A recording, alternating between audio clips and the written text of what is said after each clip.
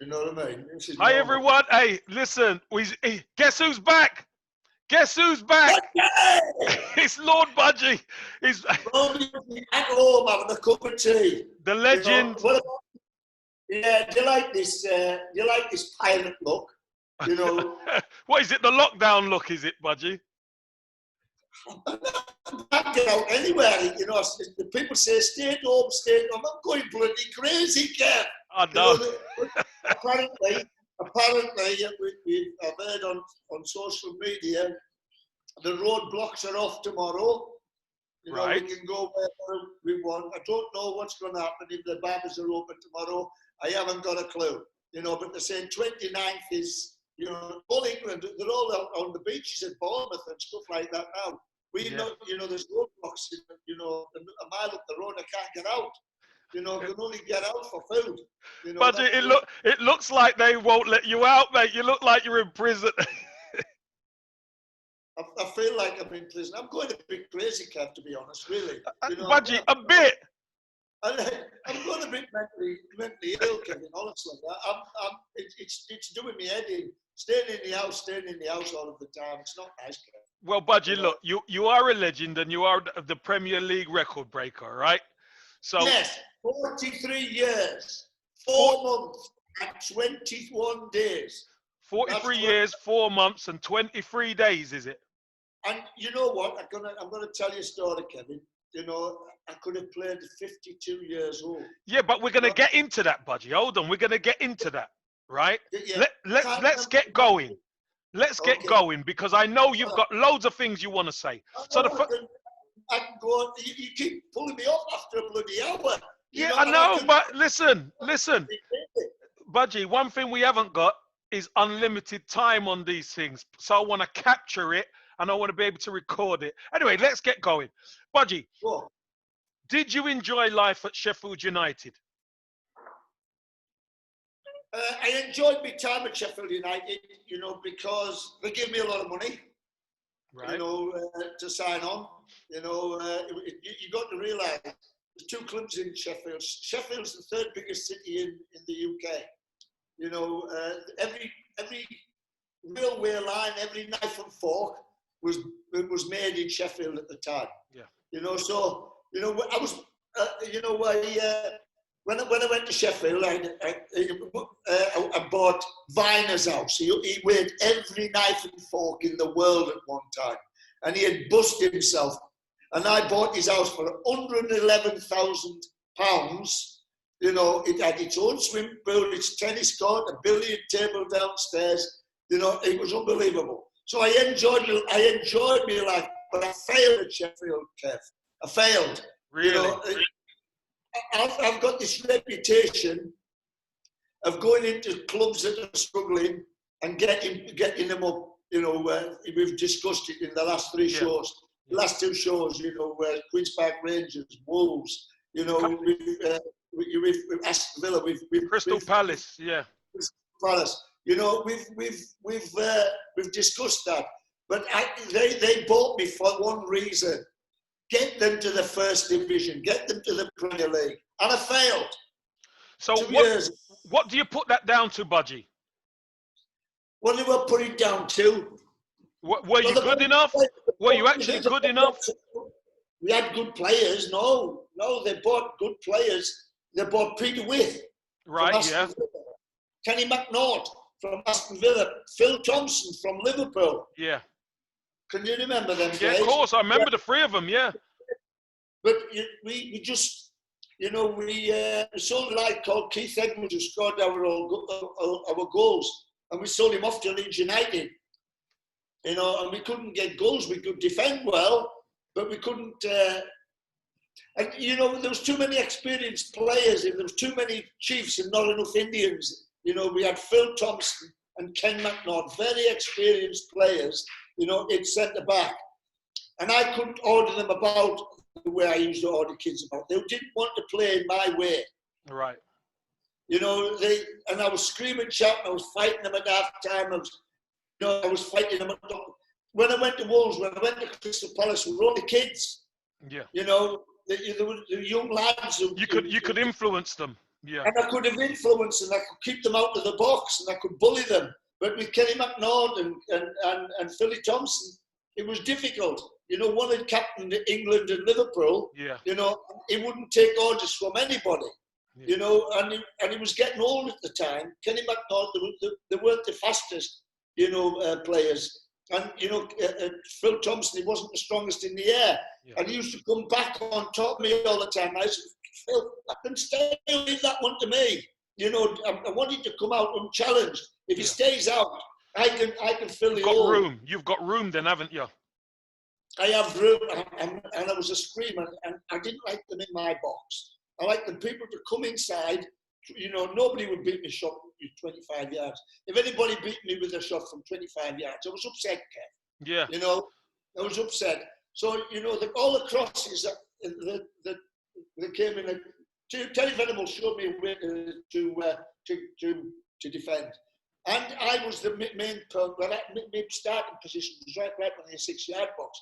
And every time I was coming out and taking balls on the penalty spot, Kev, unchallenged. Yeah. Because the defenders were out.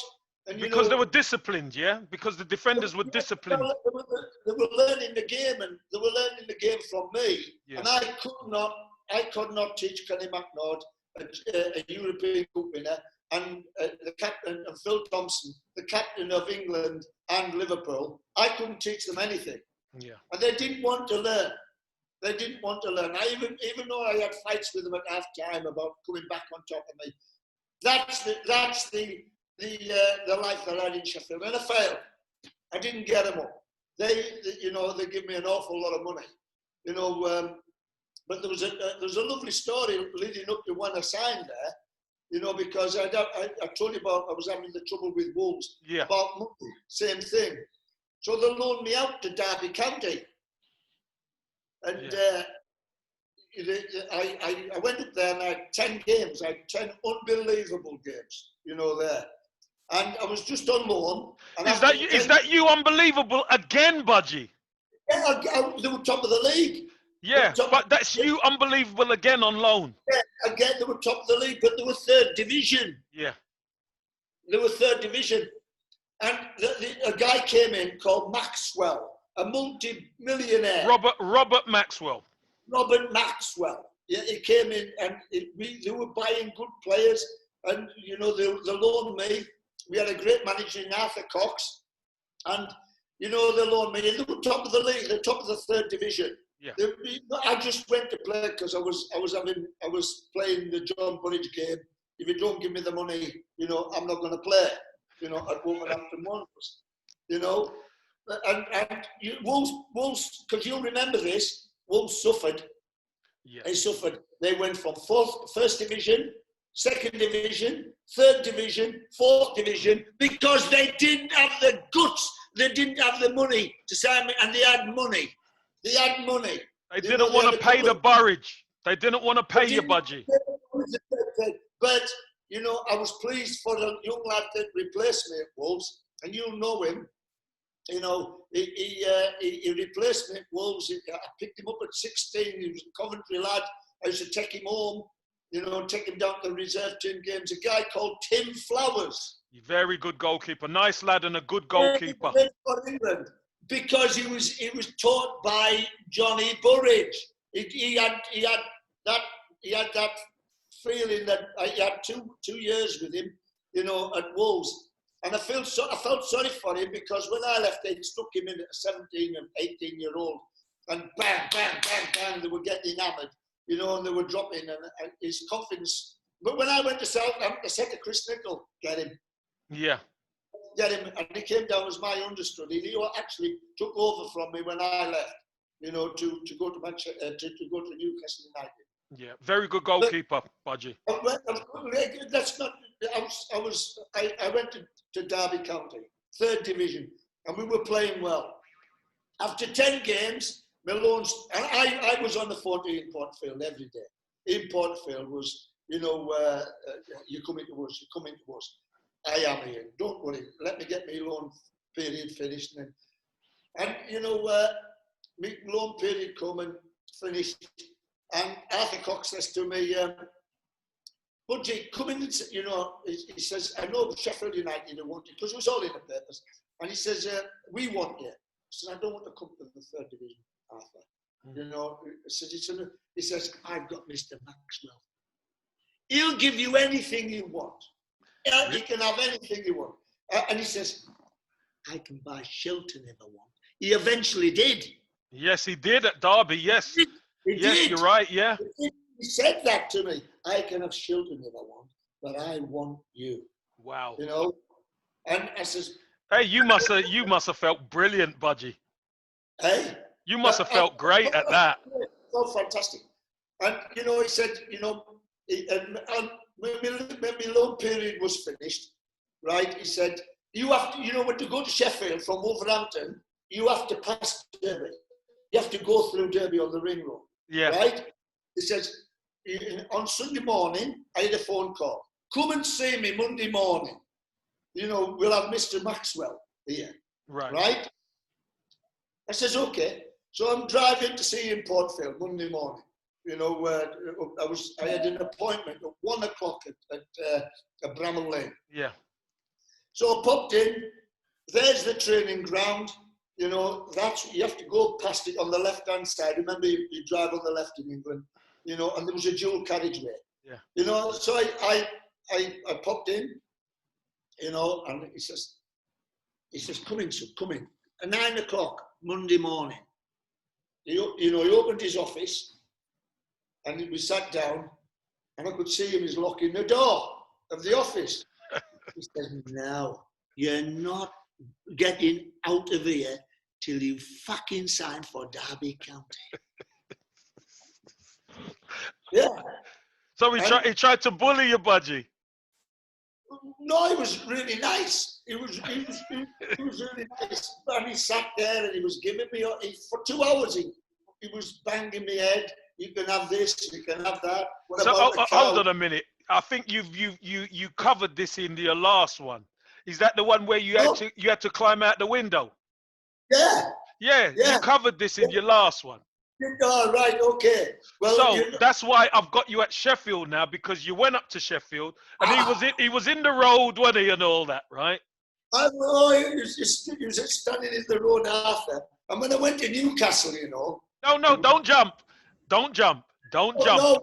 No, Arthur was manager. Yeah, I know, but we're not going to jump. We're not going to jump. Stop jumping. Stop it. So Budgie. I had a beautiful house in Sheffield, but I failed. Right, okay. But Budgie, who was the current manager part of that Sheffield United squad? Chris Wilder. Yeah, Chris was my right back. I right. played in his right. He was in the first team when I was excuse me. When I went in the team after about a year, you know, they put him in. Yeah. And his dad was dead rich. Really? You know, his dad was millionaire. He used to come in, you know, fancy down car. He was only about 19 years old. Yeah. You know. And he wasn't he was a tenacious little bugger. Tell us about him. Tell us, what is he like? Well, he was a cocky. Good, you know, real cocky little sod, you know, because of the money that his dad had, you know, and the nice cars that he bloody had, you know, but he could play and he would kick you. You know, he was... Was he tough? Was he tough? Oh, tough. And you know, like my right back, you know, that must have had a headache because, you know, I was a screamer and a shouter. Yeah. And he was always taught to show people the line, you know. Right. And I used to hate that. People showing them because I couldn't keep the defence out. Out the box, yeah. I used to say to my defenders, push him in. Push him into the middle. Into the shrimp, yeah. And compress it. Because any through ball, I was off my line like a bloody shot. Yeah. You know, and I'd throw myself on top of it. Any cross, I'd come and get it unchallenged. You know, so it had to be a total brilliant goal. You know, to beat me, it had to be a fantastic shot coming inside.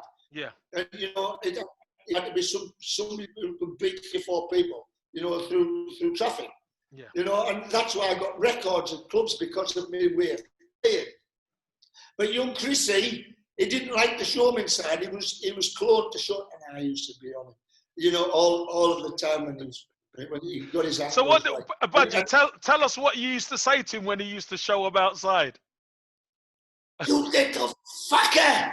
I can get him inside! Yes. Because once, you little, I was having by the jumpers in front of the crowd.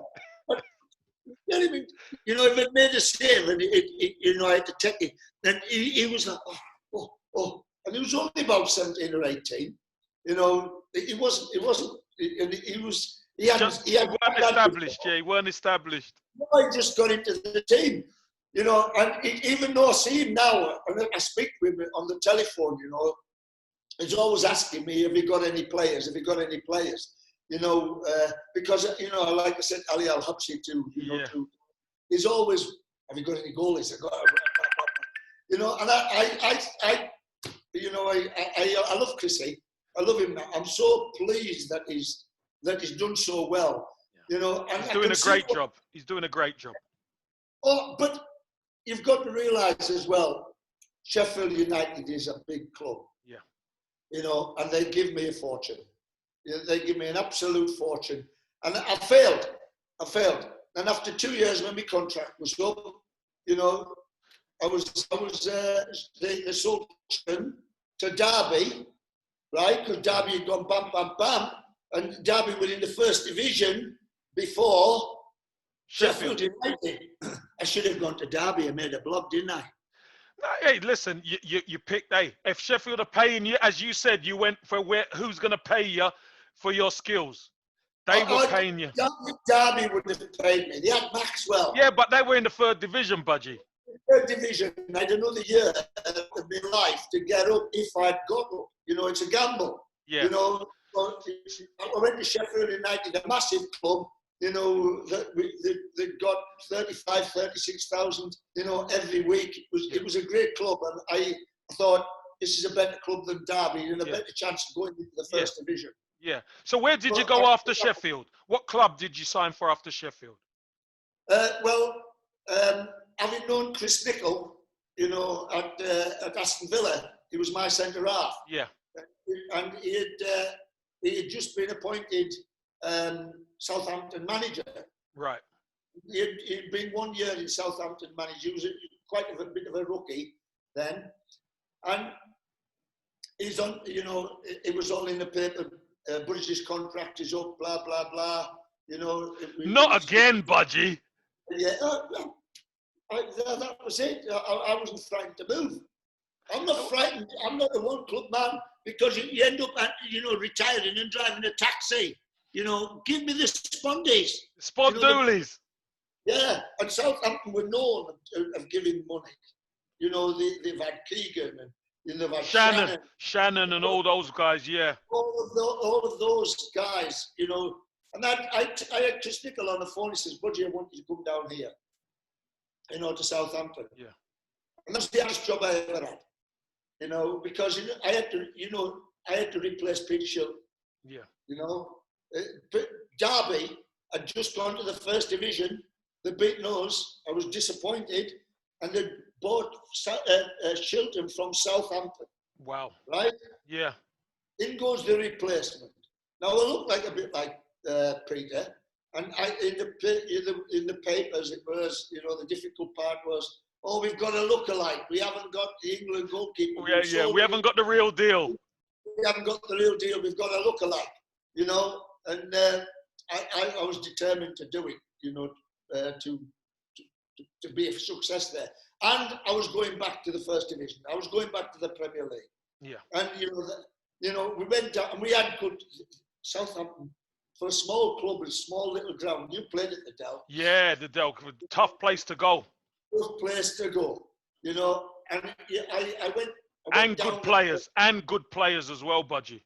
Great players. You know, the team but the mentality at Southampton still is. Yeah. You know, the chairman used to come in every year, you know, and give the same speech. as long as we stay in the first division, boys. Yes. Right? Yes. And okay, and then you listen, Burridge in the goal, Jerry Forrest, Russell Osmond, Neil Ruddock, Derek Statham, that's me back four. England, Yeah. all England, 2 England players. In midfield, we had Jimmy Case. Yeah. On the left wing, Andy Townsend, Alan Shearer, Yeah. Matt Letitia. You know, bloody hell. You know, in Southampton, we would go to Manchester United and beat them 2-0 at Old Trafford. Yeah. And then we moved to Coventry the following week. Yeah, that was the problem, wasn't it? Yeah. Mentality. You know, as long as you stayed in the first division, they were happy. Yeah. And you know what? With the team that I had in front of me, you know, we should have got to Europe at least. Should have done a lot better, shouldn't you? Should have done a lot better. Well, that was it. That was the mentality. You know, after when we'd beaten Manchester United at Old Trafford 2-0, or hammered Liverpool at the Dell. You know, it was drink balls, everything's all right. It was a bit of a holiday. You know, for the players. We had great players, and they paid unbelievable wages. You know, they were such a small club. So I enjoyed my time in Southampton. I enjoyed my time on the South Coast. I learned a lot, you know. And then, again, you know, I was being pushed by a young lad, young Timmy Flowers, that Well, I don't want you to tell me where you moved because we got questions, okay? Yes. Yeah. Southampton, I love it. You went to Southampton from Sheffield United. I know you had a great career at Southampton. I know that, and stop there because we're gonna deal with all what you moved on to after. So I've got a good question for you, Budgie. Right. And this is for any budding leader, stroke goalkeeper out there. As a leader of the defense, Budgie. Yeah. What did you do to connect with the defenders so quickly? Because you came into clubs and you made such a difference at those clubs, and you made it. A lot of the clubs, fair enough, it didn't quite work out at Sheffield, but a lot of the clubs you went to, it changed so quick. I bullied them, Kevin. I bullied them. As that voice, yes, from behind. Schmeichel, you don't make a mistake in front of Schmeichel, because Schmeichel had you on the peg at half time. Yeah. I was the same. Shilton was the same. I hate goalkeepers these days when it doesn't matter. Okay, no problem. I like to see, people like the lad Schmeichel at Leicester. Yeah. You wouldn't bother with him. He's a good keeper. He's a good keeper. Very good. Yeah. Well, there's the kind of keepers that they used to be, and I was the best of them. Me and Schmeichel, Schmeichel would end up having a fisticuffs, because you've got to have a strong personality, Kevin. To play in goal, you've got to have a strong personality, and you've got to have a way of playing. You've got to know what the hell you're doing, and you've got to tell people. I used to come off, Kevin, every game, and I lost my voice. Good. It took me about 2 days to get my voice back. There's 40,000 people in there, and you're screaming and pick him up, don't let him in. And if anybody won an header, in your box, and you weren't happy with his centre half's commitment, you're at him. You're at him, and you're digging him out. Yeah, you've got to. Yeah. Make sure he don't bloody do it again. Yeah. You make sure he's, you willing to go into battle and get a scar on your face. He's got to do the same. If he's going to win games, it's not all just about skill. Yeah. It's about winning the ball in the air and up here, mental toughness. Yeah. Correct. Correct. And there's people like Neil Ruddock who came to us from Millwall. He was a bit of a crazy, but he used to do daft things at times. And I mean, me and Razor would be at half time. Yeah.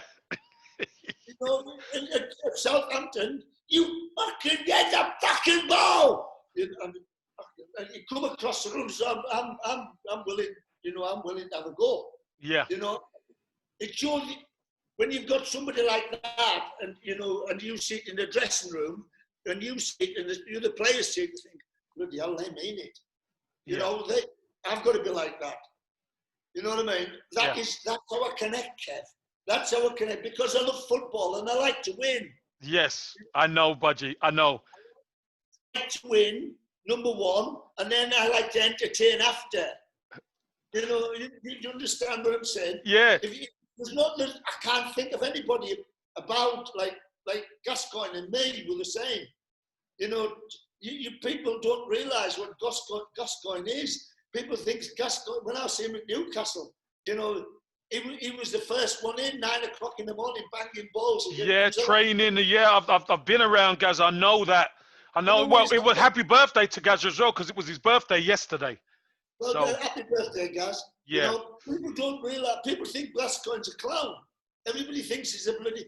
But I tell you what, he was there before me. Yeah, he's dedicated. Yeah, he's dedicated. Very dedicated. Very dedicated, Budgie. Yeah, it's like me. I found it for a year. I found drink for a year, and it was a long. Budgie, I'm going to leave that question until last. Okay, all right. Because I want to know. Because I know. Look, I'm going to leave it till last. So, Budgie, in your eyes, who are the top 3 keepers in the world today? I would. Right, here we go. I'm not going to go 1, 2, 3. No, just name your top 3. You're not in no particular order. Right, no particular order. Ter Stegen at Barcelona. Yeah. He's carried them. Him and Lionel Messi have carried Barcelona for the last 3 years. Yeah. Ter Stegen, not number 1, but is in there. And then I like the lad at Manchester City. You know why I'm picking these goalkeepers? You know why I'm picking them? No, you tell me. Because they play like me. Right. I can see myself in them. I can see myself in Edison at Manchester City. Yeah. And I can see myself in Schmeichel at Leicester City, because it was him who. It wasn't Jamie Vardy. It was Schmeichel who won the league in 2016. He was magnificent. Yeah, he was. He was absolutely magnificent. And he marshalled that defence as well. He marshalled that defence, so they couldn't. People you talk about Morgan and Huth and these great centre backs. He was Schmeicheling behind them, telling them how to pick up and to stay out of the box. He's brilliant for me. And you know what? You know why I'm picking this? They're not too tall, Kevin. Yeah. They're not 6 foot. 6 foot, 6'1". That's enough. When you get these nowadays, they're obsessed by with giants. 6'4", 6'5", and it's a disadvantage. I say disadvantage to be that big. If you're playing basketball or volleyball, yeah, it's an advantage, right? Or handball, it's an advantage to be 6'4", because people can't reach you. Yeah. But as a goalkeeper, you've got to be bang, bang, bang. Reactions and stuff. Yeah. Look at the lad Courtois. He makes so many mistakes. At Real Madrid, he's playing well now. The last half a season, he's played really well. He made some great saves. He's kept them up there. But don't like him. Yeah. Don't like him. I like Edison, 6 foot. Ter Stegen, 6'1". Schmeichel, 6 foot. People who have a dynamic. People have got power. Yeah. Both of them, all 3 of them, fantastic with the feet. With nowadays, you've got to be great with your feet, and they don't panic on the ball. Yeah, they're very adaptable. They could play on the midfield. That Edison, he's got a few assists as well, hasn't he? Because he's pinging balls over the top to Aguero. That's exactly what I'm coming to there. You pick my brains. With off the floor, man, it's different. It's easy now. I can do that. I can kick it as far as him now. In my day, when the ball was a little bit heavier, You know, And the pitches were the pitches were you couldn't. It's conducive to. You like that word? hello, You know, oh budgie, oh it's conducive. conducive. You know, it's. Oh God, you know, it's conducive to to play football on the floor now. It's easy. You know, when I was playing, you know, after it raining and people, you didn't know it was going to be a bobble or, you know, so sometimes you just have to leather it and put it on the halfway line. Yeah. Nowadays you can have a touch because it's a true. You know, the grass is totally different. Yeah. You know, so you can do it, but sometimes, you know, like you say, Edison. We're coming back to Edison. He can play out the back, and you don't know what to do as a forward. Shall I press him? If I press him, we press, and then the midfield, he'll pass it into midfield. If the midfield push up and the back four push up, Edison will launch it 70 metres and just smash it straight over the top for Sterling, you know, or Aguero or one of them, yeah. Or he'll hit one of them, and he'll hit it like a laser beam. Yeah. It won't go like that. No. It'll go, it's a pass, isn't it? It's a pass. It's a through ball. It's a long pass, you know, and it's more effective than playing out the back. It is, yeah. You know, that is why I love this kid. You know, Schmeichel can't do it as well as Ter Stegen can't do it as well as him. Edison can, you know, and he can do it any ball. He can do it with that one. He can do it with that one. Yeah. You know, it don't matter to him. Boom, the laser beam goes, and teams are wary of him. You know, he's their passer. Can you imagine in midfield? You know, he'll pick it in the back of the fullbacks all the time. It's incredible. Incredible. It's brilliant. It's brilliant. I like Edison. I really do like Edison. And okay. You know what I like about him, Kev? Go on. He's ugly. He gets stuck. He gets in between the boots and the muck and the rubble. Yeah, he's ugly. He's not an handsome lad who thinks he's He's not a pretty boy. He's not a pretty boy. He's ugly. He's got all the ingredients to be a great goalkeeper. Ugly bugger, just like me. You know, Ter Stegen's the same. You know, and the other one, Schmeichel. Schmeichel's a good-looking lad, though, isn't he? Shut up. Have you been up against him? He's got a fit like a bus sausage. Yeah, I played against him. Oh, God. I played against him when he was young, actually. He was really good. He was really good. I used to go back to City when he was at City, you know. He's a bit of a loopy-loo, you know. Well, ain't you all, Budgie? Ain't all you goalkeepers, no? He's not. Tim Flowers was a goalkeeper coach there. I used to go back. You know, I played for City. I made the record for Manchester City. For Man City, yeah. I don't know. You know, I go back still. You know, and I go and watch some training. You know, former players, they're always invited in. Right. You know, they never forget you. And you can go onto the training ground. You can watch them. You can go into the dressing rooms. And, you know, you can mix with the players and get autographs. Blah blah blah. If you played games and they know you. Yeah. You know, and I used to go back and he's like his dad's young Schmeichel. He's a little bit loopy-loo. You know, Timmy Flowers was a goalkeeper coach then, and I know Timmy Flowers when he was 17 years old. And I used to join in. You know, I used to come and I used to put the kit on and getting goal, getting goal. Yeah. And you know, he used to tell Timmy to fuck off. Tommy, he was trying to teach him. And he's fucking 16 years old or something. I like it. I bet you love that, Budgie. I loved it. You know, it's a little bit loop. You've got one here, Jim. You've got one here. You've got one. I love it. You can teach him. He's a nutter. Oh, Budgie, that's brilliant. But Budgie, I want to come to the most important question of this series so far.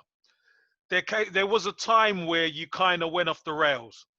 So could you tell us what happened and some of the stories? Because I know you've got about 100, but if you could give me 2 or 3 that... You know when you know, I'm always talking about experience. Yeah. And you know, when we were on the show, when we were on the league show, you know, for Facebook, Yeah. we talked about young Gio Felix. Yes. He's in Madrid, and I've been through this. I've been through it. I'm always saying that he's in Madrid. You know what it's like in Madrid. There's a lot of loose women flying about. He's a young lad on maybe 100,000. Yeah, but he's got his family with him, Budgie. That's the difference. He's married. No, but he's got his family with him. Kevin, you know the best thing I ever did? Get married. Get married, and that's what managers used to do. Yeah, but why, Budgie? Why is it better, Budgie? Tell me the stories. Well, what happened to you, Budgie? Tell me your story. Don't tell me about João Felix. Tell me about you. I came from working.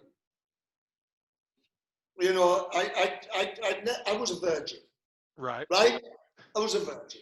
You know, I'd come down the All Innis, had a blinder at, which we had a blinder at Everton. And I was playing, you know, I was throwing myself at George Best. Only thing I lived for was football. I didn't know anything else. Yeah. And there was, you know, and all of a sudden, I was given £1,000 signing on fee. Doesn't sound a lot now, but it was. I bought a brand new. A lot of money then. Yeah. And then I won £3,000 winning the Anglo-Italian in that summer. So I had about 5,000 or 6,000. I had £5,000, and then I won another £3,000. And I was on maybe a week leave. I won 2 games in midweek. I was making £1,000. You know. Yeah, a week. You know, salary. I had 5,000 in me bank. You know, and I won another 3,000 to win the Anglo-Italian. Now it doesn't, but in 1974-75 season, that was a lot of bloody money. That's a king's ransom, yeah. You know, now I went to Blackpool, right? Right. Well, in Holiday City, people who don't know watching this, maybe there are a lot of Indians watching it. You know, Blackpool, it's the Benidorm of England. There's full of nightclubs, you know, full of bars, full of women. They took the Alan Wickers down, which is better. Well, I didn't know this, you know, and you know, after my 3rd game, Tommy Hutchinson and Tony Green, 2 of the lads. They were saying, "Where are you going tonight, Budgie?" I was only in Diggs then. I hadn't got my flat there. You know, I had my sports car. No, so what did you buy? What sports car did you buy? I bought a Lotus Europa, £1,200. You know, brand new. George Best had one. Is that why you bought it? Because Bestie had one? No, I liked them, and I could afford it. I spent all my money. The 5,000 went to bought a flat. Yeah. Right on the front, the sea was there. Yeah. The seafront, right on the seafront. The seafront there, and I had me Lotus Europa, right? And you know, after about 4 games, they say, "Are you coming out?"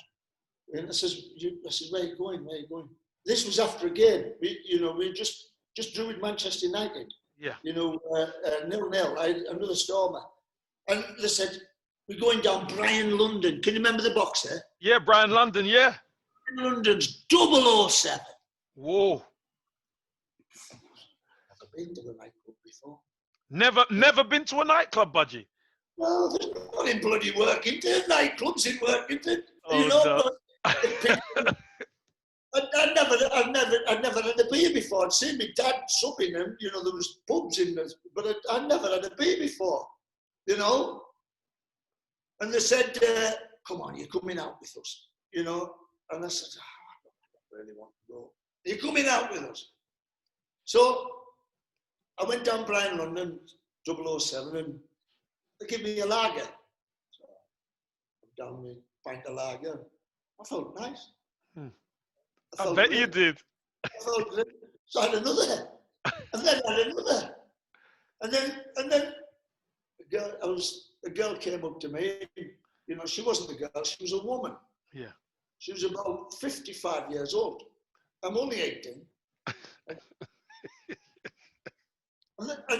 The lads had said, "Go, you know, John's a virgin. You know, go." Oh no! Oh no! Yeah, John's a virgin. She says, "You coming home with me tonight?" And I was drunk. I did about 3 lagers, pints of lager, and I was all over the place. She took me back to her flat.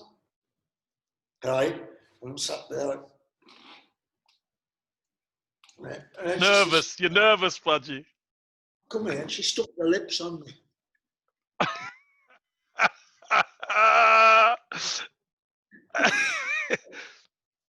And she had, you know, I'm slabbing all over. She stunk of cigarette smoke and drink.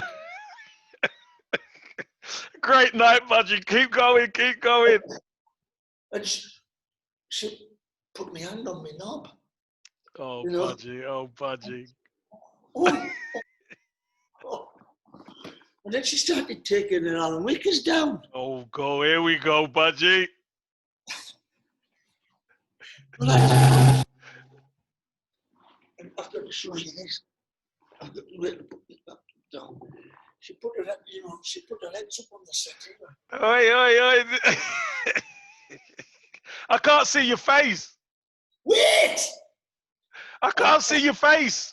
Wait, I've got to show you this. You'll see why. Let me finish. All right, go on. So that's why I put this chair up. And she says, she's like that. She says, fuck me. And I said, oh. She's up there like that on the settee, like this, right? So I'm here like this, on the right, and like. Go on, Budgie. Go on. 2 seconds, it was all over. Right. Right? I said, did you enjoy that? You know, did you enjoy that? He said, if you'd put it in. Hey, Budgie, let us see your face. I can't see your face. I can't see your face. Wait, I'm going to show you this. You know where Duck down so we could see your face at least. Right, Yeah. You know when it had gone up the cushion of the settee? Get out, Budgie. Yeah. That was my introduction to sex. Oh, Budgie. So, Budgie, hold on. So, you were nowhere near her. You were actually between the cushions. Well, I was so embarrassed. I gone up the street and got a taxi home. Right? But I never went out with her again. You know, she was. I bet you never. No, I was frank to death.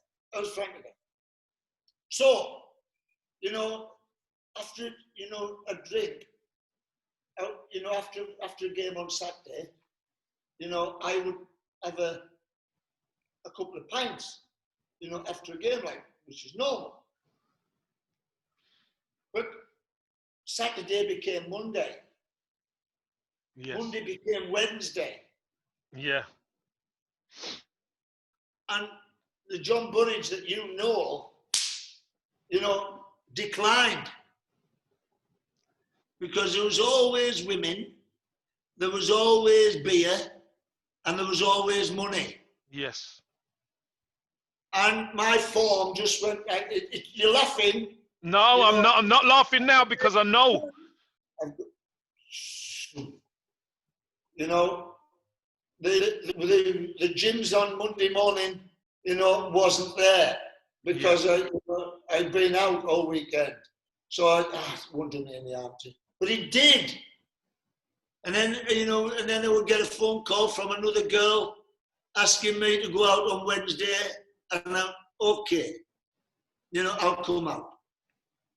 Worst time of my life, that, Kevin. The worst time of my life. Because, are you there? Yeah, I'm here. Yeah. I'm here. I'm listening, yeah. They brought a big lad, you know, you might have played with him, you know, a lad called George Wood. George Wood from Arsenal. Arsenal and Everton. Yeah. So they bought him. He's Sterling or somewhere like that up in Scotland. Yeah, he played at And he Arsenal, was yeah. a good And Everton, yeah. goalkeeper. You know, it was a good, and it was my dedication that kept me in front of it, right? But he took over and he started playing well. And I was in the doldrums for a season, Yeah. you know. And I thought to myself, Budgie, you've got to get a grip of yourself. Yeah. You've got to bloody sort yourself out. You're here going out every bloody night. You know, I've entertained you, but this is the real serious. No, this is what I love, Budgie. This is what I love. I had a look at myself in the mirror and I said, no more. No more. You know, no more drink. No more 007. No more none. 007s, no more back to John Burridge. The John Burridge that came out to work, the innocent lad. And I had a year of that, and it was awful. Yeah. You know, I was going into training and you know, you must have done it yourself, Ken. You know, you just get through the morning. Yeah. You know, you get through the morning, get in your car, and you go on that back. I stopped all of that. Bam! Bam! No more. You know me now. I'll have a couple of glasses of red wine and I'll go to bed. Yeah. After the shows, that's it. You know, I'm not going out. And you're still training anyway. You still train. You still look after yourself. I know that. Oh, you've never seen anybody like that at 68, have you? Well, unbelievable. I can still play, Kev. I still think I can play. You know, but I pushed myself hard. And I started going to the gyms and I became Mr. Dedication. The reputation that I've got. Yes. You know what I mean? The reputation that I have, that is what I achieved after that year. No more. Well, Budgie, do you know, Budgie? Look, I could say this because I know you. You're a friend. Yeah. Sometimes you have to go through that. Yes. That period to refocus, don't you? But we have so many blooming physical coaches now that you've got to do this, you've got to do that. Experience, Kev, of being there and having that money and having girls, you know, calling you up and throwing themselves at you, Budgie. Throwing you. They weren't throwing us because I'm not flipping. I'm not the best looking guy. It don't matter, mate, Budgie. If you've got that wad in your back pocket. Exactly. If you've got the spondulies, if you've got the readies, you could always have a good time, can't you? Exactly. And I tell you what, you know, if I can control it now. Back in the time in my dark days, you know, once I had one beer, I said, I'll go out for one beer. I couldn't go out for one beer. Yeah. You know, I had to have 10. Yeah. Yeah, you keep going. Yeah. It's a horrible thing to talk about, but, you know, if you don't talk about it, Kevin, you know, it's like a backpack, isn't it? It's like a weight on you. It's true, Budgie. Yeah. I've entertained you with my first experience of sex, but it was a bloody dark time. And it set me off, you know, from being, you know, horrible part of my life. Yeah, but you know, Budgie, if you don't go through that, like I said, if you don't go through that tough time, yes, you don't have the experience moving forward, do you? You know, you have to go through it. You've got to experience in life, Kevin. Yeah. Experience in any job. You know, when we got these little idiots now coming into blooming football, who haven't experienced of all of that, you know, they haven't experienced that. They haven't lived it, have they? They haven't lived it. Big bank balance, they can't experience it. And the control that you've got to have of yourself. And the pressure, and to handle the pressure. You know, going out, being in that tunnel, Budgie. And this is what a lot of people don't realize. Being in that tunnel, knowing you have to perform, and you're going against another professional on the opposition. You know. Yes, exactly. And he's going to bang you about. He's going to be a hard lad. He's going to come back from the background that you and me have. Yeah. You know, as a kid, he's going to bang it. And if you're not ready, if you've been, if you doing that partying all the time, then that's what I like about Cristiano Ronaldo. You know, Cristiano Ronaldo, Messi. That's why at the top of the dedicated. Top of the tree. They're dedicated. And they love football. You know, but they must have gone through it.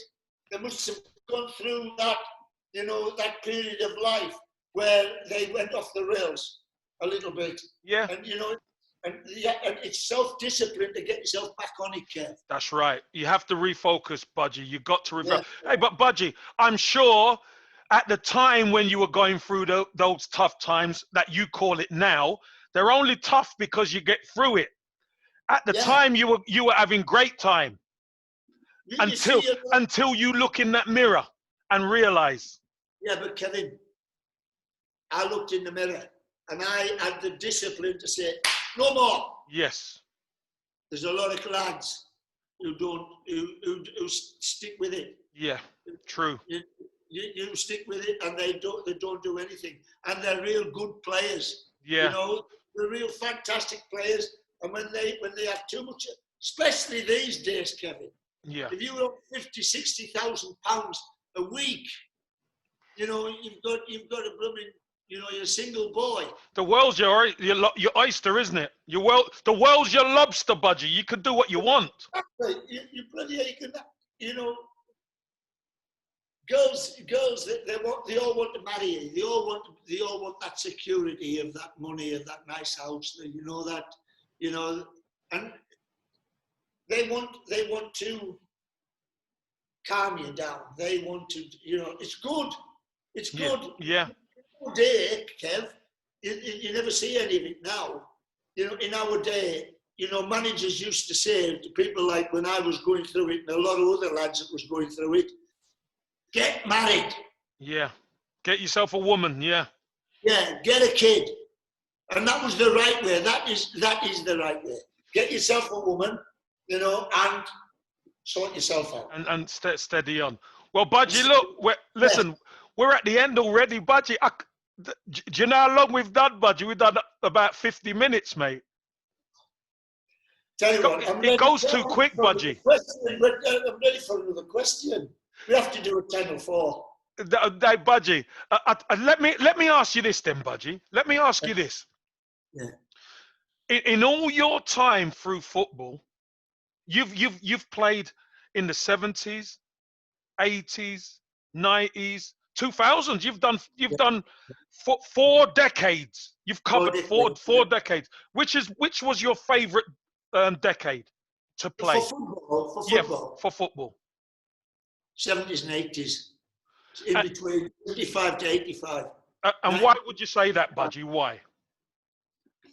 Well, in this lockdown now, you know, I'm watching a lot of old games. Yeah. You know, Sky and beIN, they're putting a lot of old 70s and 80s games in. And I actually see people running from midfield. Yes. You know, the ball goes forward early. And the midfield players are getting in there. And I'm thinking, the speed, they're telling me now the game's faster. Where? What's you good? Just, you know, in this lockdown, go and have a look at the game there. Yeah, the old games, yeah. People like, I was watching Dennis Morton and Brian Robson. Yeah. You know, they tell me they're fitter now. Frank Carradus at Aston Villa. He must have done 16, 17 miles a game. Boom, boom, boom. You know, great players. Yeah.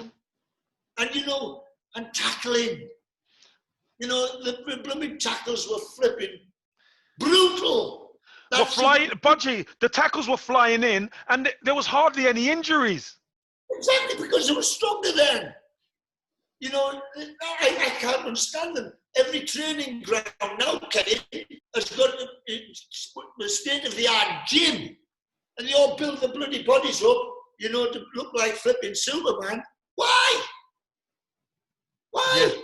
Yeah. You can't tackle, you can't batter anybody. It's to say, look at my six-pack. You know, that's that. In nowadays, when you look at players, they have the six-packs, but they don't have the shoulders and the arms because we couldn't have a gym. They didn't have a gym. Yeah. You know, and you start watching the television now, you know, Channel 4 and Channel 1, you know, BBC 1. Let's watch the old games. Bloody hell, it's entertaining, Kev. Oh, it's brilliant. And It's Budgie, entertaining. and you know what else as well, Budgie? The crowd was so into the game. Yeah, unbelievable. You know, it's bringing me back now. This has been a good lockdown because we've avoided football now, you know, modern day football, where he goes square, goes back. Yeah, they've got a lovely pitch, they've got a lovely ball. You know, it's great.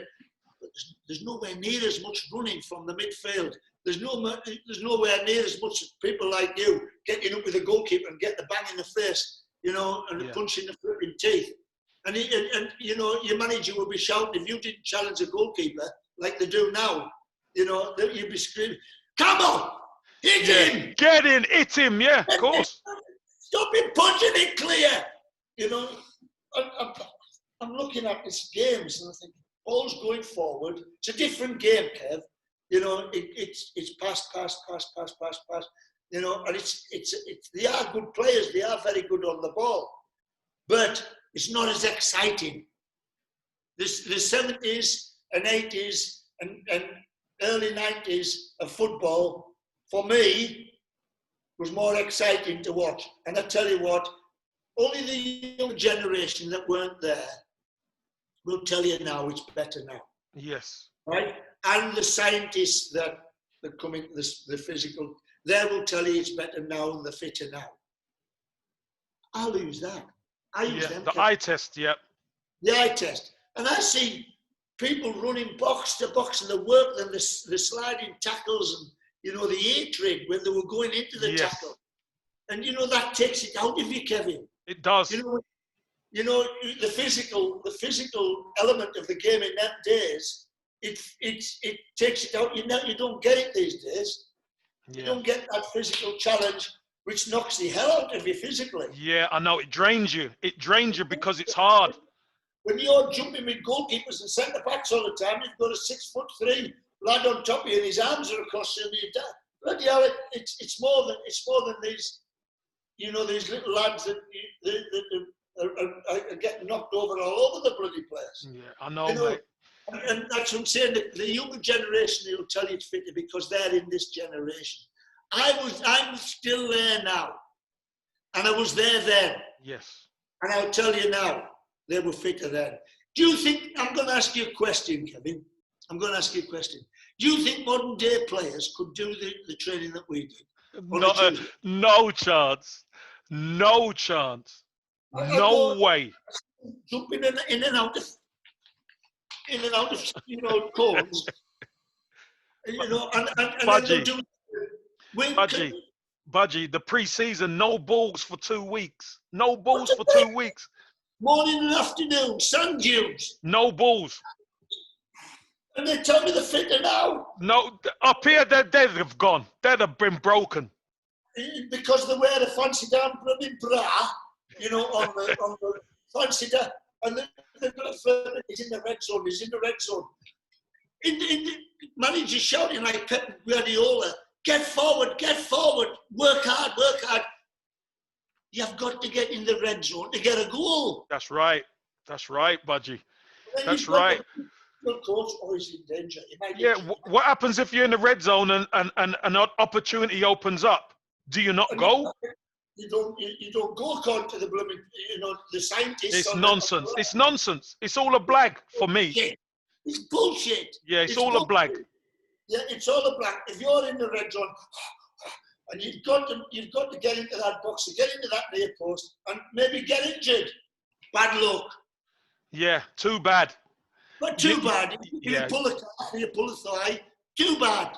Yeah. You know, bloody hell. But you've got flipping lads who coming out of university, you know, who've never played a game in their life. They just know the numbers and everything that the machines are giving you. Machines lie. Machines lie. Yeah. You know, they bloody lie. Yeah, but machines have never played. So how would they know? You know, it's crazy. But Budgie, We're done. That's it. Listen, I'm going to get you for part 4. I'm going to get you for part 4 very soon. What I want you to do, Grizzly Adams, because that's your new name, Lord Grizzly Adams Burridge. I want you to take it easy, take your time. Hopefully, lockdown for you finishes, and you could get back on the beach and stuff. And I will see you very soon. I seen the Qatar Airlines coming into Muscat Airport yesterday. I was sat on the beach, you know, and the Qatar Airlines came down. Right. You know, so that's what I go to Barcelona on. So it'll open before long. Ken. Well, fingers crossed we might see each other in Barcelona. That's, I can't wait. I can't wait, mate. Get back to grafting. I'm missing football. I'm seeing some great games on television, the old games, but I'm missing football. I'm missing you. I miss you too, pal. I'm missing you, and I'm not missing Morrison. No, Morrison is a wrong un. Joe Morrison's a wrong un. Honestly, I can't understand him. I can't understand. Budgie, and on that note, we're going to finish it there.